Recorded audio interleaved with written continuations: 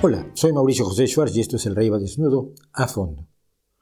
Usted probablemente conoce o al menos ha oído hablar de Srinivasa Ramanujan, uno de los más grandes genios de la historia de las matemáticas. Ramanujan no tenía gran educación en matemáticas, pero destacó como niño prodigio de las matemáticas a los 11 años.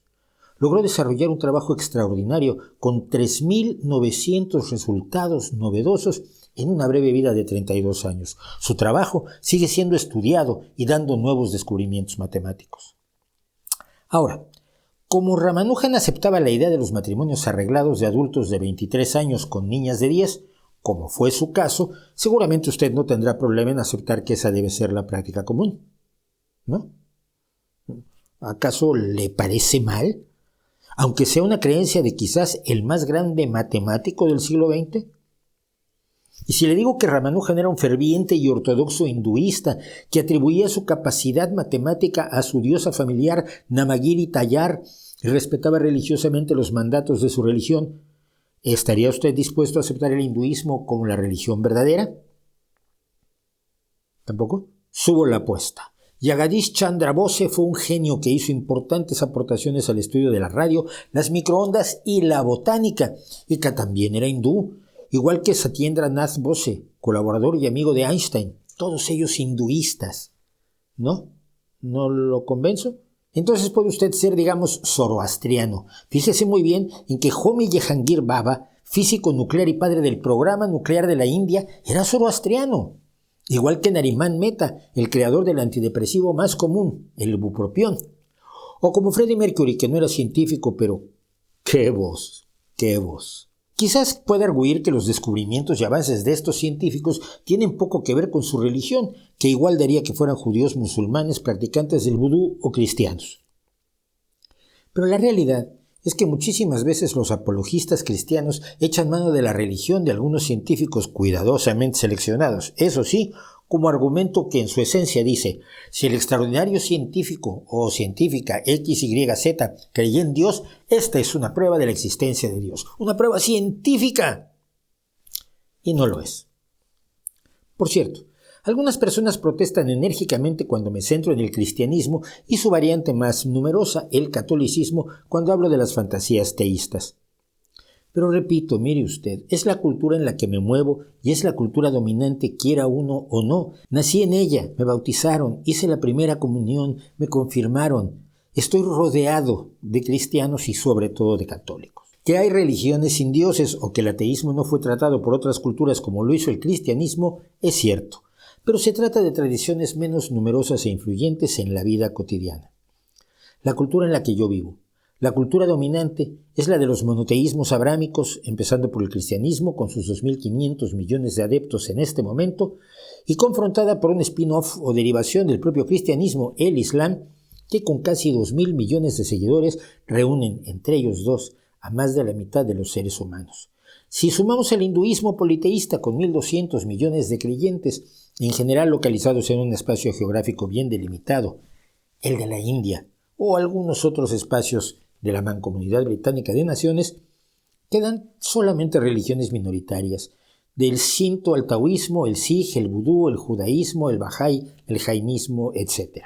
Pero por supuesto, si alguien de ustedes cree que es importantísimo profundizar en el tema del ateísmo en otras religiones, lo invito a que lo haga. Crear un canal en YouTube se hace en pocos minutos y tiene usted todo el horizonte a su alcance.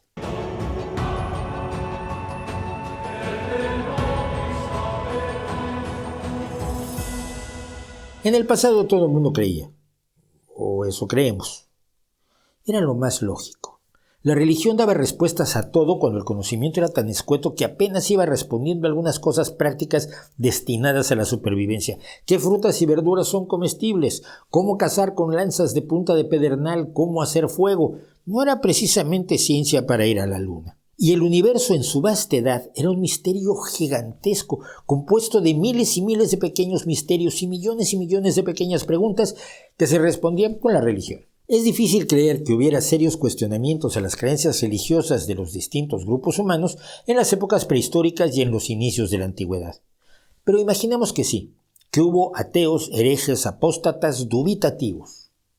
Supongamos que usted se llama Marduk Salim Ani, que significa Marduk es la paz para mí, nombre que le pusieron sus padres como muestra de su adoración al dios Marduk, el principal de un vasto panteón de deidades mesopotámicas. Porque olvidaba yo decir que usted está en Babilonia, en los albores de la civilización, hace más de 10.000 años, cuando se pensaba que su pueblo, todo su pueblo en el que vivía usted, era propiedad de Dios, representado en la tierra por el rey y al que se le pagaban impuestos en el templo. Tú sabes, poder religioso, económico y político de la mano. Esto no lo inventó el Vaticano. Y supongamos que a usted eso de la religión babilónica le empieza a sonar como una fantasía, una patraña insostenible en la realidad que le rodea.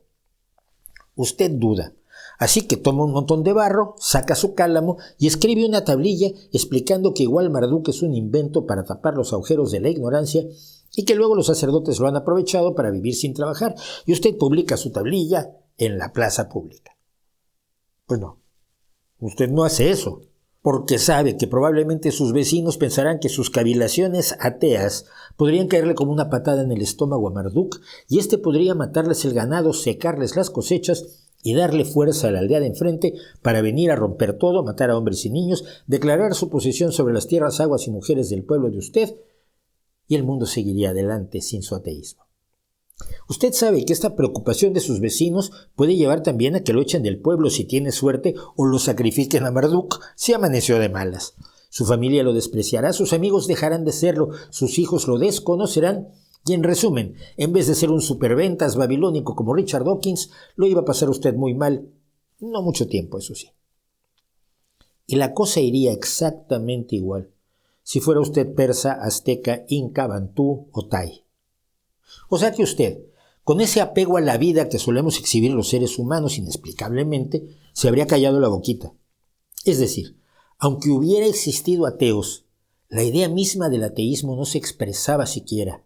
O todos creían, o todos al menos fingían que creían, porque no creer era pésimo negocio. Imagínese usted ahora en un viaje rápido en el tiempo en la Europa medieval y renacentista. Desde la epístola a Tito, el fundador de la iglesia cristiana San Pablo o Saulo de Tarso, advierte que las personas que provocan división, los herejes, deberían ser advertidos 2 veces antes de separarlos de la comunidad, o sea, de desterrarlos y echarlos. Y ante eso, ¿cómo serían las cosas si sus vecinos sospechan de que usted no respeta la religión? Por ejemplo, en el medievo, si no lo vieran rezando en maitines, laudes, prima, tercia, sexta, nona, vísperas o completas, es decir, todas las oraciones que todo buen cristiano debía hacer a lo largo del día. O que usted no fuera a misa, o que no comulgara, o que no diera limosna. A los herejes, y cualquier ateo sería considerado un hereje nivel experto con turbo, se les trataba de manera bastante expedita, se les mataba.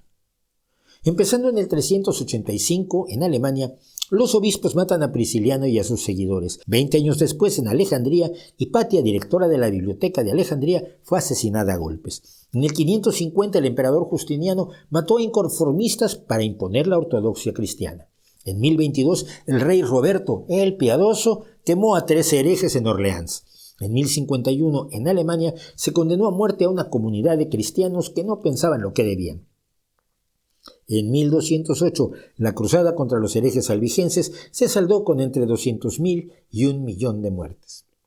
Y así sucesivamente podemos recorrer la historia y veremos que valdenses, amalricanos, los hermanos apostólicos, los franciscanos, celestinos, los vegardos y las beguinas o los hermanos del espíritu libre fueron pasados a cuchillo o quemados. ¿Se atrevería usted a decir por esos tiempos que la idea de Dios no le parece convincente?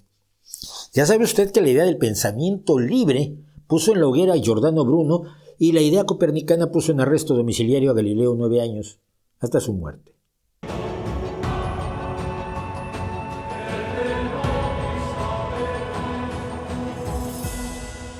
La palabra ateísmo se originó en Francia en el siglo XVI como athéisme, que siempre suenan mejor las cosas en francés, pero no era la descripción de nadie que dijera abiertamente que no creía en Dios, sino que era esencialmente un insulto, un ataque a personas llamándolas tan inmorales y despreciables que no creían en Dios, descreídos sin Dios.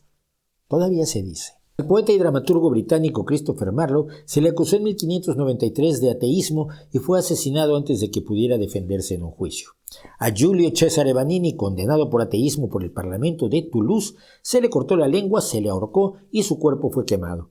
Era 1619. De ninguno de ellos sabemos que efectiva y firmemente no creyera en deidades, que es la única definición de ateo.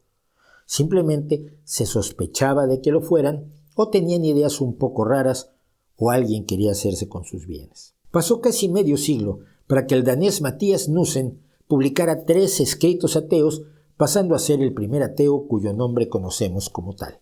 El siguiente en la historia es el noble polaco Kazimierz Lisinski, que en 1689 negó la existencia de Dios en un tratado filosófico. ¿Qué se imagina usted que pasó?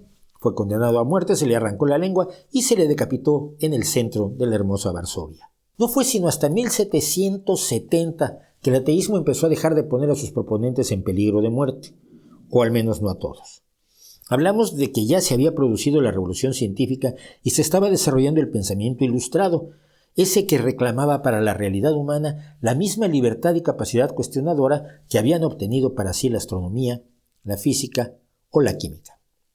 En ese año, el barón d'Holbach escribió un libro con seudónimo, ya se imaginará usted, El sistema de la naturaleza, donde presenta el universo como materia en movimiento, regido por leyes inexorables de causa y efecto, y, decía el barón, no hay necesidad de recurrir a poderes sobrenaturales para explicar la formación de las cosas. Como no se sabía quién lo había escrito, no se le pudo quemar, aunque por ganas no quedó la cosa. El libro fue quemado. Todavía en 1811, la Universidad de Oxford expulsaba al poeta Percy Bysshe Shelley, que luego sería esposo de la creadora de Frankenstein, Mary Wollstonecraft Shelley, por difundir un panfleto anónimo, escrito por él, llamado La necesidad del ateísmo.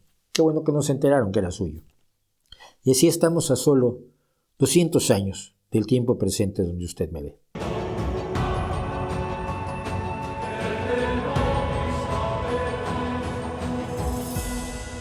Creer en cosas estrafalarias es una característica profundamente humana. Por supuesto, una cosa es creer en barbaridades estrambóticas cuando uno no tiene información alguna, y algo muy distinto es el disponer de información suficiente para desmentir un disparate y aún así persistir en él. Por ejemplo, Newton creía en la astrología, la numerología y la alquimia, y las practicó intensamente, dejando como legado a la posteridad sobre estos espacios nada, absolutamente nada. Su legado es el trabajo científico, que se basaba en la obtención de evidencias independientemente verificables. Si quería lograr lo mismo con sus otras disciplinas, pues fracasó. Alan Turing se tomaba muy en serio la parapsicología en tiempos en que las afirmaciones de los charlatanes que fingían telepatía, telequinesis, visión remota y precognición apenas estaban poniéndose a prueba y había que tener la mente abierta.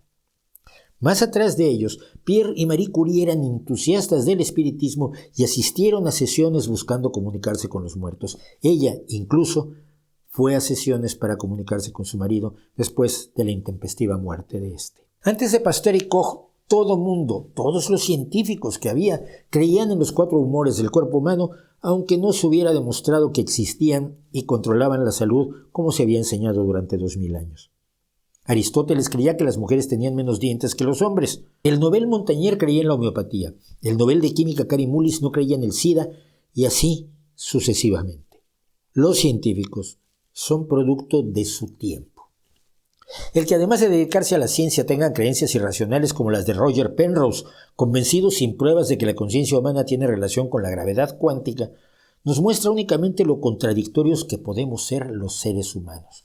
Lo que se conoce como disonancia cognitiva, la capacidad de creer en cosas contradictorias o que se excluyen una a otra y que el ser humano practica con entusiasmo. Nada garantiza que alguien que se dedica a la ciencia o a cualquier otra actividad deje de creer en barbaridades.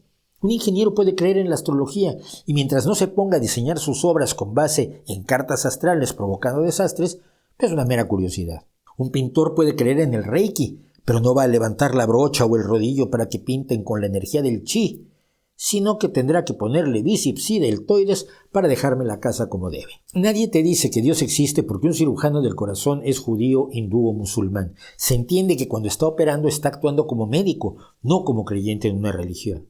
El problema de la religión cristiana con la ciencia es que ha sido esta la que la ha ido arrinconando.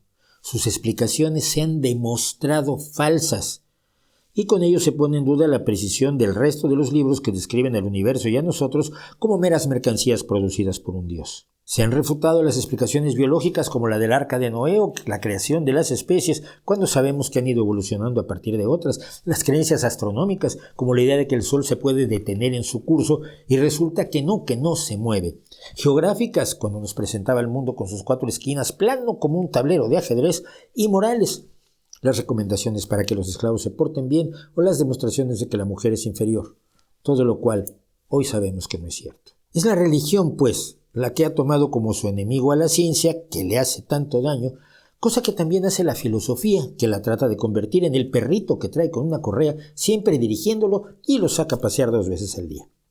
Por ello mismo, entre los creyentes hay un júbilo espectacular cuando un científico dice que adopta las mismas creencias que los creyentes. Y como ejemplo vamos a ver a uno de ellos, John C. Lennox.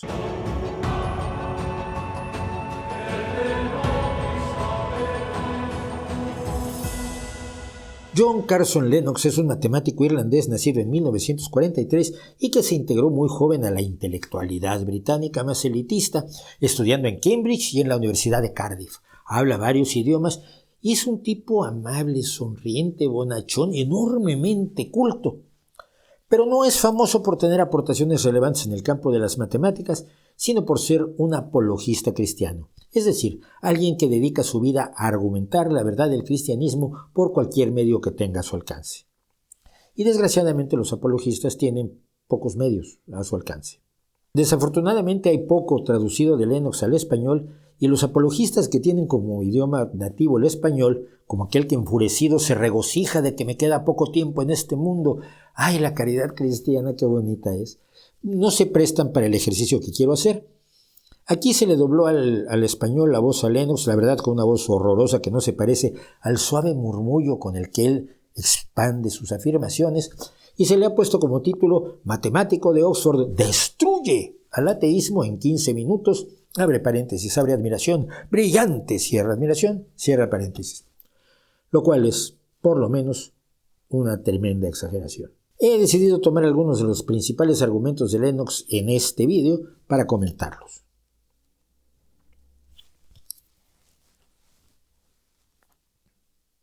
Basado en pruebas racionales con certeza, similar a las creencias de los fundadores de esta casa, quienes dieron a esta universidad el lema Dominus Illuminatio Mea, que significa el Señor es mi luz. Ellos no veían ninguna contradicción entre la fe en Dios y la máxima excelencia en la investigación racional. Hay que aclarar que Oxford se fundó en el año 1096 y además de no ver una contradicción entre la fe en Dios y la investigación racional, los señores que fundaron Oxford creían otro montón de paparruchas.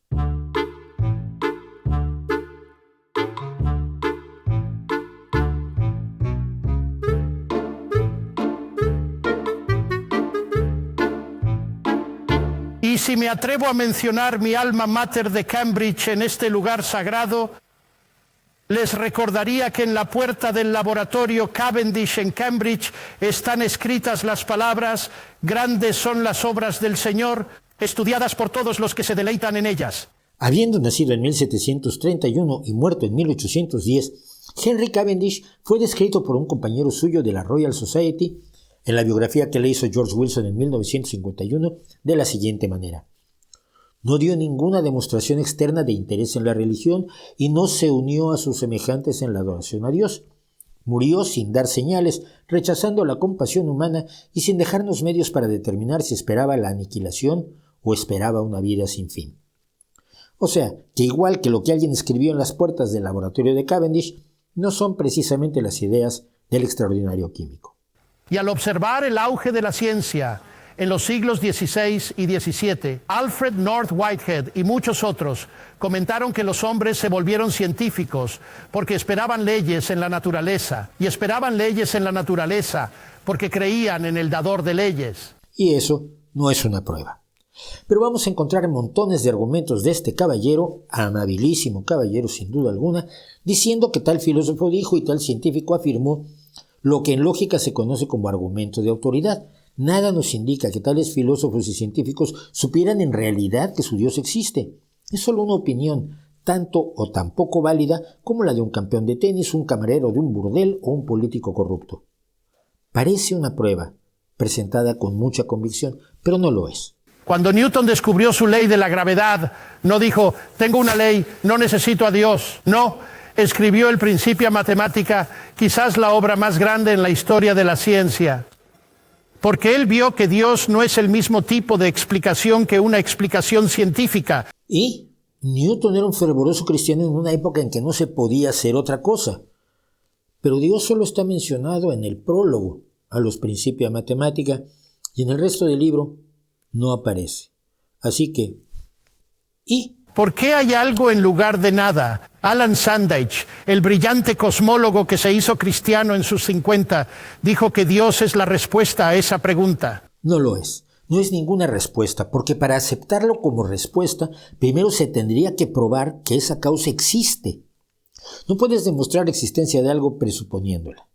Pero la gente ahora está tan desesperada por mostrar que el universo se creó a sí mismo de la nada, lo cual me parece un oxímoron. Si digo que X creó Y, estoy asumiendo la existencia de X para explicar la existencia de Y. Si digo que X creó X, estoy asumiendo la existencia de X para explicar la existencia de X, lo cual muestra que el sinsentido sigue siendo sinsentido, incluso si lo dicen científicos de alto nivel. Es curioso cómo critica un argumento circular que él mismo hizo de manera distinta segundos antes. Pero nadie está desesperado por demostrar nada como lo que él dice. Está atribuyéndole a la gente y a muchos científicos de alto nivel, eso siempre es un buen truco, una cosa que dijo Stephen Hawking.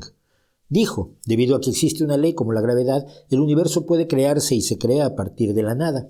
La creación espontánea es la razón por la que existe algo en lugar de nada, por la que existe el universo, por la que existimos nosotros. Aceptemos que Hawking también exagera, pero aquí no se trata de elegir entre dos explicaciones que pueden ser insuficientes, sino de establecer que Dios es una explicación insuficiente y que mientras no se demuestre su existencia, es lo mismo que decir que el universo lo creó la Caperucita Roja y merece exactamente el mismo respeto. Y me parece que Arno Penzias dio en el clavo. En el clavo. Es el premio Nobel que descubrió el fondo de microondas en el que se basan muchas de las pruebas del Big Bang. Dijo, la astronomía nos lleva a un acontecimiento único, un universo creado de la nada, un universo con un equilibrio muy delicado para ofrecer exactamente las condiciones necesarias para la vida y que tiene un plan subyacente, podríamos decir sobrenatural. Arno Penzias cree que hay un plan subyacente, podríamos decir sobrenatural. Perdone, pero, como lo sabe, ¿cuál es el plan? ¿Nos podría decir quién lo hizo? ¿Nos podría demostrar, presentarnos a quién lo hizo? No, es una mera creencia. Y una creencia no puede ser presentada como prueba de la veracidad de otra creencia idéntica. Einstein dijo que lo único incomprensible del universo es que es comprensible. Y Wigner hablaba de la irracional eficacia de las matemáticas. ¿Cómo es posible que una matemática que piensa en su cabeza aquí dentro pueda llegar a ecuaciones que parecen encajar con el universo de ahí fuera? No sabemos cómo es posible, pero si no sabemos cómo es posible, entonces fue Dios. Es el Dios de los huecos. Si ignoras algo, la explicación es Dios. Pero ese es un argumento desde la ignorancia, otra falacia lógica que un matemático del altísimo nivel del señor Lennox debería conocer y debería nunca utilizar para tratar de convencer a otros. Pero aquí no es un matemático, aquí no es un lógico, aquí no es un científico, aquí es simple y sencillamente un predicador. Un destacado filósofo, Alvin Plantinga, de Notre Dame, afirma que si los ateos tienen razón en que somos el producto de procesos naturales sin sentido ni guía, entonces nos han dado razones de peso para dudar de la fiabilidad de las facultades cognitivas humanas y, por tanto, para dudar inevitablemente de la validez de cualquier creencia que produzcan, incluido su ateísmo. Sí, claro, por supuesto, hay que dudar de la validez de cualquier creencia que produzca la razón.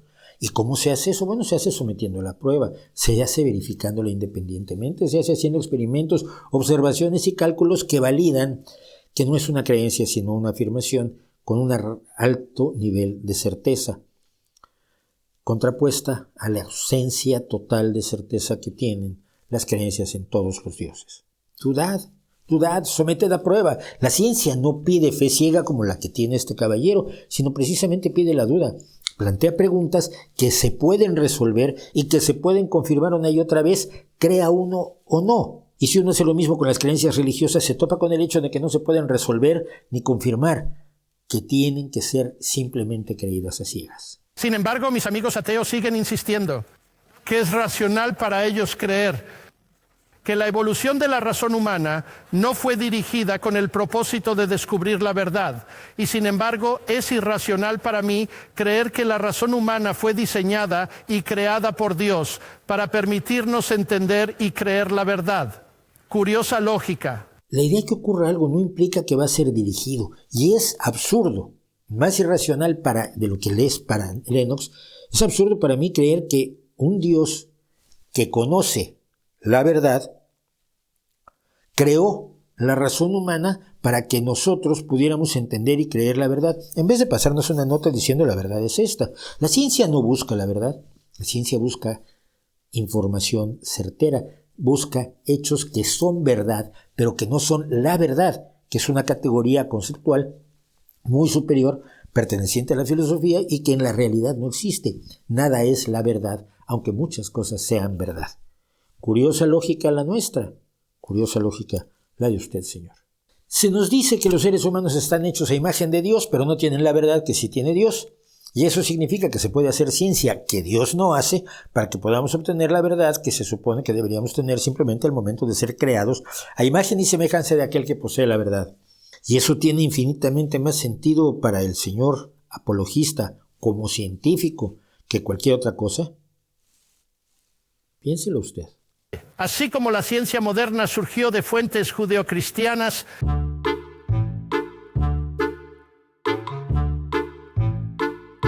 también lo hizo el concepto de igualdad humana. Escucha al ateo Jürgen Habermas, uno de los principales intelectuales de Alemania. Dijo que el igualitarismo universalista, del cual surgieron los ideales de libertad y una vida colectiva y solidaridad, la moralidad individual de la conciencia, los derechos humanos y la democracia, son el legado directo de la ética judía de la justicia y la ética cristiana del amor. ¿Y qué importa que Habermas lo haya dicho? ¿Acaso lo demostró? ¿Acaso tiene pruebas, estudios, historiografía que lo deja clarísimo e indiscutible? Por supuesto que no. Aquí tenemos otra vez un argumento de autoridad. Y aquí ya empieza uno a preocuparse de que un respetado matemático, profesor ni más ni menos que de Oxford, acuda a otra falacia lógica y se quede tan fresca. Mire, es la misma falacia que nos presenta Rafael Nadal, uno de los mejores tenistas de la historia, conduciendo un auto con el mensaje de que si Nadal ha conquistado 22 torneos de Grand Slam, 14 Roland Garros y 2 medallas de oro olímpico, sabe más de autos que usted y es una persona en la que hay que confiar a la hora de decidir qué auto comprar. Porque el valor de un ser humano en el que se basa tal igualitarismo no se basa en lo que el ser humano puede hacer, sino en lo que está hecho o cómo está hecha a imagen y semejanza de Dios. Nunca olvido hablar durante una de mis muchas visitas a Rusia con un colega en la prestigiosa Academia de Ciencias. Y él dijo, ¿sabes, John? Pensamos, podríamos abolir a Dios y mantener valor humano. No pudimos y asesinamos a millones de ellos. Y Alexander Solzhenitsyn dijo, si me preguntan por qué 60 millones de compatriotas fueron sacrificados, dijo que la respuesta es que hemos olvidado a Dios completamente. Y el colega sin nombre y el novelista Solzhenitsyn saben más de Dios que mi prima, la que trabajaba en una casa de moneda, o que tu tío Severino, el ingeniero de puentes. Por supuesto que no. El desconocer o tratar de ignorar todos los elementos sociales, políticos, económicos, históricos, que dieron lugar a la existencia de dos atroces dictaduras que, entre otros elementos, incluían el ateísmo y que cometieron enormes barbaridades que no fueron cometidas en nombre del no Dios, sino que fueron cometidas por motivos sociales, políticos y económicos, ¿no es una falacia también? Olvidar todo lo que fue la Unión Soviética a lo largo de 80 años para quedarte en que todo lo que hizo fue porque no tenía a Dios. ¿Eso es lógico? El mensaje es falaz de echarse a llorar y no a reír, porque de esto se agarran muchos para negarse a pensar. La ciencia, maravillosa como es, está limitada. Incluso un ganador del Nobel, al analizar un pastel, no puede decir por qué se hizo. Pero la tía Matilda, quien lo hizo, puede decírtelo. Ella puede revelártelo, pero si no te lo revela, nunca lo sabrás. Y eso me lleva a mi siguiente evidencia. Es lo mismo con el universo. Podemos analizarlo magníficamente, pero al final, si tiene un creador, y creo que sí, solo él puede decirnos de qué se trata todo. Y lo ha hecho en la poderosa narrativa de la Biblia. Si yo pudiera hablar con Dios igual que con la tía Matilde, escucharía su respuesta. Pero Dios no habla como la tía Matilde.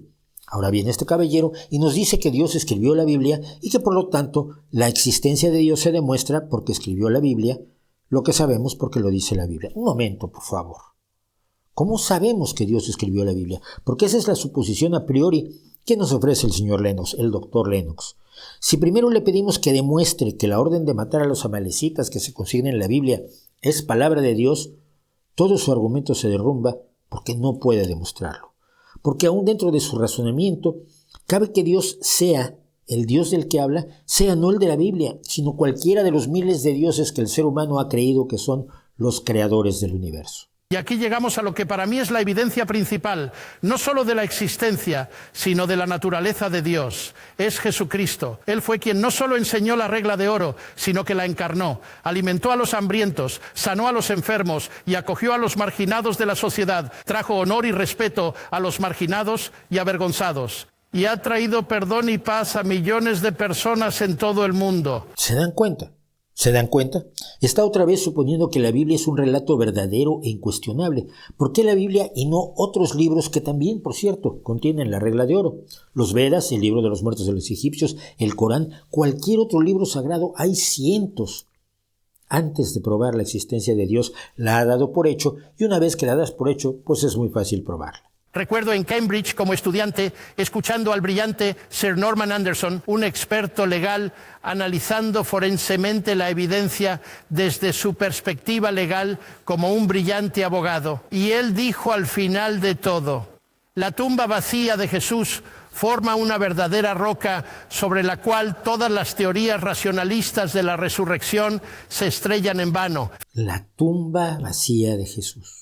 La tumba vacía de Jesús, que no sabemos dónde está. La tumba vacía de Jesús de la que se habló décadas después de la muerte de Jesús. La tumba vacía de Jesús sin una sola hipótesis alternativa.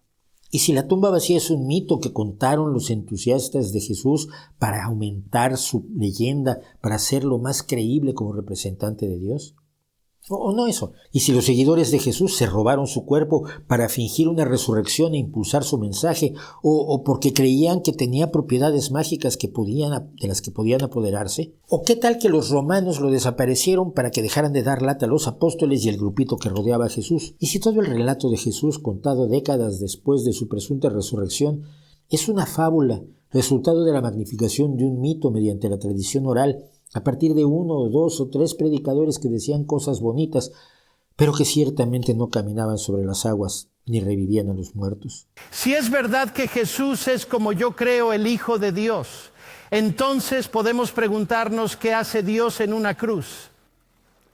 Y la respuesta viene por lo menos. Dios no ha permanecido distante de nuestro sufrimiento humano, sino que se ha convertido en parte de él. Y la otra cara de la moneda es esta, porque Jesús resucitó de entre los muertos. Él va a ser el juez final. He aquí una ironía, porque el ateísmo no tiene ninguna esperanza última de justicia por definición. La gran mayoría de las personas en la historia del mundo han muerto sin justicia y morirán sin justicia. Y si la muerte es el final, entonces por supuesto no tienen esperanza de justicia última.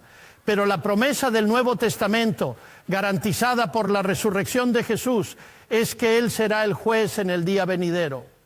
Así que, señoras y señores, estas son algunas de las razones por las que creo que Dios es real y digno de confianza. ¿Y eso justifica creer en tu Dios?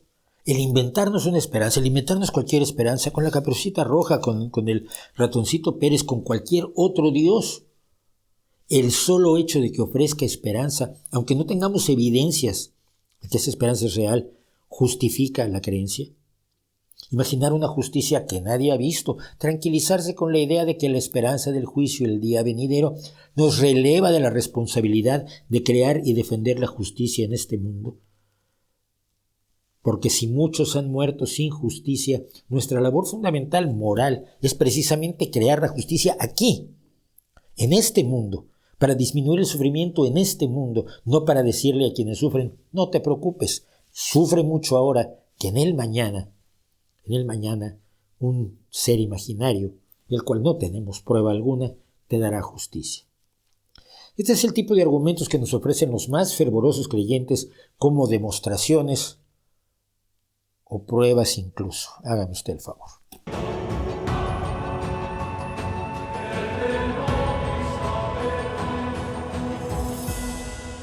Y hay muchos que andan por las redes afirmando que ya los científicos, no te dicen cuáles, han probado la existencia de Dios. Bueno, de su Dios. Ya veo a algunos cristianos estupefactos ante la demostración de la existencia de Vishnu, por ejemplo, si fuera el caso, pero eso no aparece en las redes.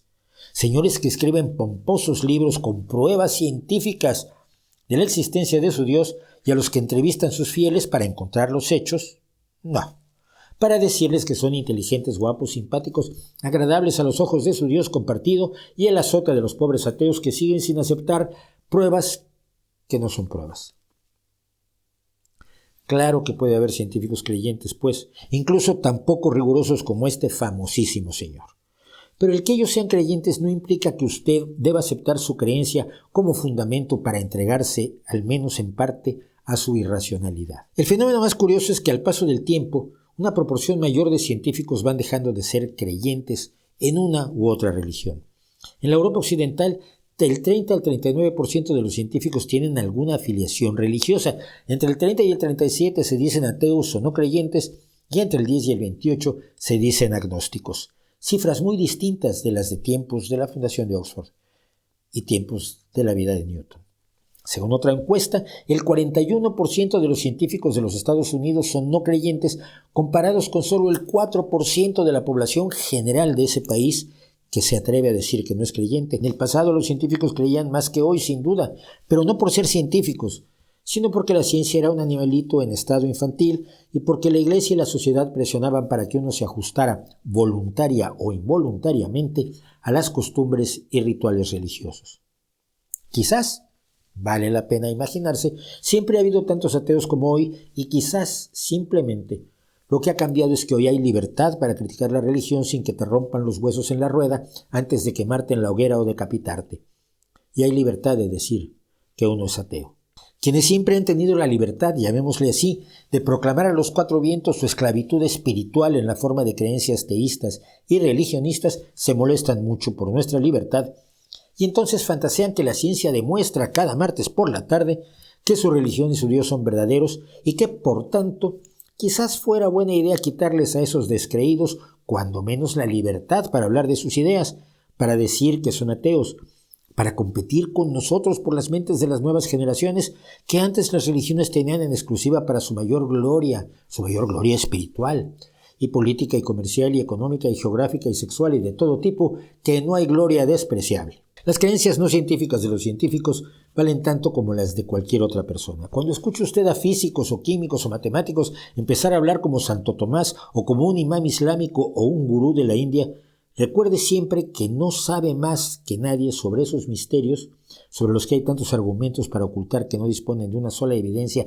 ni una, por pequeñita que fuera, por escuálida, paliducha y temblorosa que fuera, de la existencia de las deidades que les dan tranquilidad para dormir a ellos, mientras en otras latitudes siguen sembrando el odio, el dolor, el miedo y la muerte.